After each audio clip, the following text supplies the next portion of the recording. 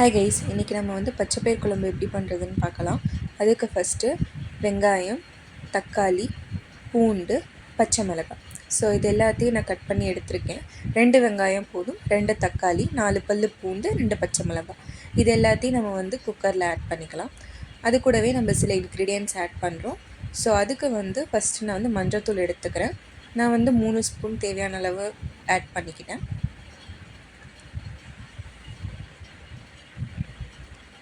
அடுத்து இது கூடவே வந்து மிளகாய்த்தூள் தேவையான அளவு போட்டுக்கோங்க.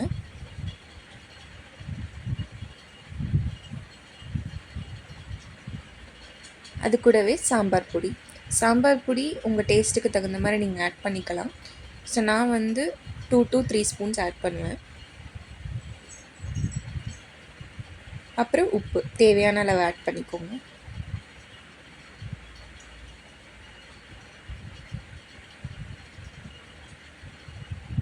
அதுக்கப்புறம் மிளகு ஜீரகம் கொஞ்சம் ஆட் பண்ணிக்கோங்க. நீங்கள் மிளகு ஜீரகம் நுணுக்கியும் போடலாம், இல்லை அப்படின்னா இப்படியே கூட போட்டிங்கன்னா வேகும்போது அது நல்லா வெந்துடும். அதுக்கப்புறம் நம்ம அதை மசிச்சுக்கலாம். அதுக்கப்புறம் பெருங்காயத்தூள் கொஞ்சம் ஆட் பண்ணிக்கோங்க.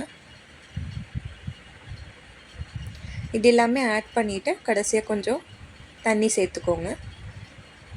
தண்ணி வந்து பச்சை பயிருக்கு மேலே கொஞ்சம் வர மாதிரி சேர்த்துக்கோங்க. அதுக்கப்புறம் குக்கிங் ஆயில் நீங்கள் என்ன யூஸ் பண்ணுறீங்களோ அது கொஞ்சம் ஆட் பண்ணிக்கோங்க. அதுக்கப்புறம் கொஞ்சம் நல்லெண்ணெய் சேர்த்துக்கோங்க.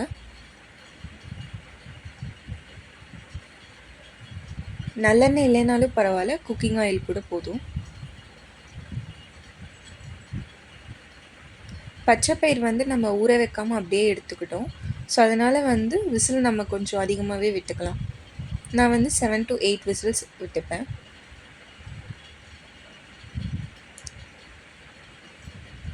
அதுக்கப்புறம் நல்லா வெந்துடுச்சு. கேஸ் போனதுக்கப்புறம் நீங்கள் அதை ஓப்பன் பண்ணி நல்லா மசிச்சு எடுத்துக்கோங்க. நீங்கள் கொஞ்சமாக பச்சைப்பயிர் முன்னாடியே ஊற வச்சு கூட எடுத்துக்கலாம். அதுக்கப்புறமா ஒரு கடாயில் கொஞ்சமாக சமையல் எண்ணெய் ஊற்றிக்கோங்க.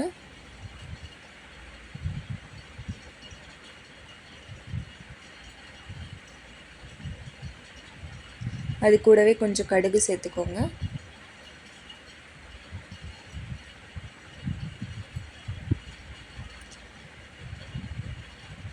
கடுகு நல்லா பொரிஞ்சதும் அதில் நான் வந்து கருவேப்பிலை, வரமிளகாய், பெருங்காயத்தூள் இது 3ம் ஆட் பண்ணுறேன்.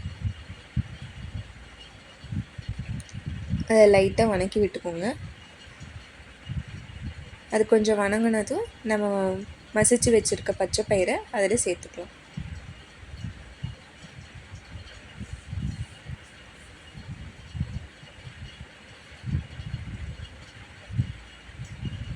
அதிலே கொஞ்சம் தண்ணி நம்ம ஆட் பண்ணிவிட்டு தேவையான அளவு தண்ணியை மட்டும் நீங்கள் அதில் இது பண்ணிக்கோங்க.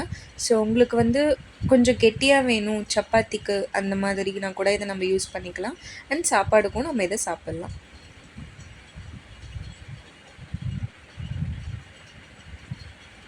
அவ்வளோதான், பச்சைப்பயிர் குழம்பு ரெடி. தேங்க்யூ ஃபார் வாட்சிங் கைஸ்.